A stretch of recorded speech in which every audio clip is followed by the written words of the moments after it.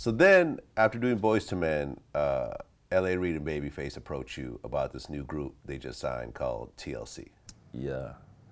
And at one point there was another girl in the group. When you came in, was it just the 3 members or It was 4 Crystal, but members? it was 3 members, but there was another girl. Yeah, it was Crystal. And I knew Okay. them. I had known, like I said, me and T-Boz have been friends before because me, her, and Jermaine would go skating all the time, and like we were kind of cool friends.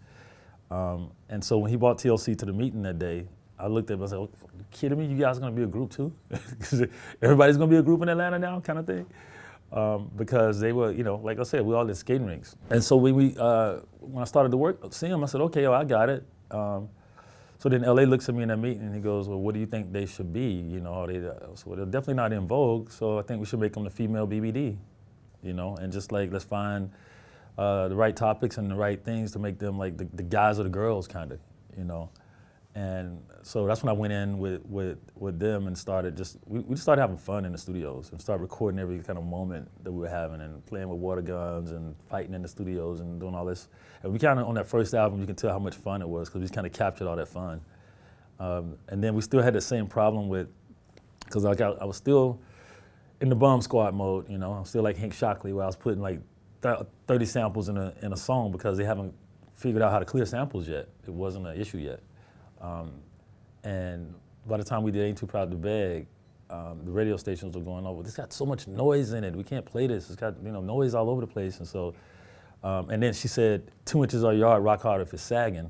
They're like, "We're not playing it on the radio," So we ended up going to do the video first, and so they could see what the girls looked like. And from that point, when they saw Left Eye with the big glasses come on and the whole thing of it just like took the group to another level. They took off instantly after that. But before that, it was a little bit difficult to get them off because of all the noise and the content. Well, yeah, I remember Left Eye had like a condom, like in her glasses. Yeah. You didn't really know what to make of that. You got to understand that back then, AIDS was a real thing. Yes. Was basically messing up the whole country. It sure was. I'm trying to think. Eazy-E probably had died right around that time. Yep, it sure was. And Magic Johnson announced that he had HIV around that time. Yep. So like it hit the black community for the first time. Like the white gay community had been dealing with it for like 5-10 years. Yep. But now the black community is dealing with prominent members dying of AIDS or becoming HIV positive. Yep. And they were pushing the whole safe sex thing. Yep. It started off with us doing, because after, lyrically, I was writing the lyrics to be more edgy than what the girls were. And then, because we knew they were going to have a kind of cartoony, vibe to them when they came out. But the radio stations and stuff would look at the lyrics and look at everything and go, "Hold on, this is being too risque." So when we was doing Ain't Too Proud to Beg, that's how we ended up putting the condom in our eye to say, no, we're talking about safe sex. Even though we're talking about she's not too proud to beg for sex, we're still gonna be safe about it. Because you're right, there was a big epidemic at the time, and that was one of the things that kind of encouraged the condoms and hanging condoms off of everything. Because other than that, the songs would have been like a little bit against what was going on in the grain at the time. Right. Now, TLC was signed through Pebbles, right? Who was married to LA Reid. Yeah. Yeah, that was a trip. You kind of saw this play out in the biopic. This wasn't the greatest contract for TLC. Nah. The first album comes out, and I remember it just took off right away. How many times platinum did it go? It went 4 off the bat. 4 times platinum. Yeah. Okay. But the girls were still riding around in like, Suzuki Samurais or something like that? Yeah, but, because at the time too, everything was so different as far as how everything was set up. And, your first album deal is always gonna be pretty much like, the label is the bank. It's no guarantee for them to get their money back.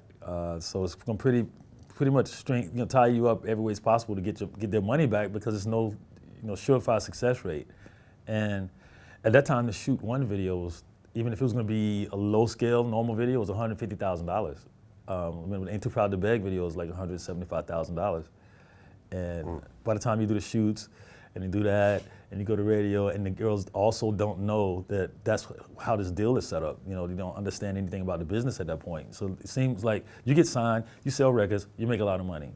and nobody knew about, and as the girls started to take off, you didn't really understand that, yeah, we're having success, but it takes more money now to be successful. And so by the time you do another video, and they're gonna get better and better, then your balance is through the roof. And according to the deal at that time, what you're supposed to get based off the deal, that wasn't enough, considering the success. The deal was based off of no success, kind of, And that's what really started to take. And then between that, and then them signing to Pebbles, and then to LA, and then the Pebbles management, it just became a mess, to tell you the truth.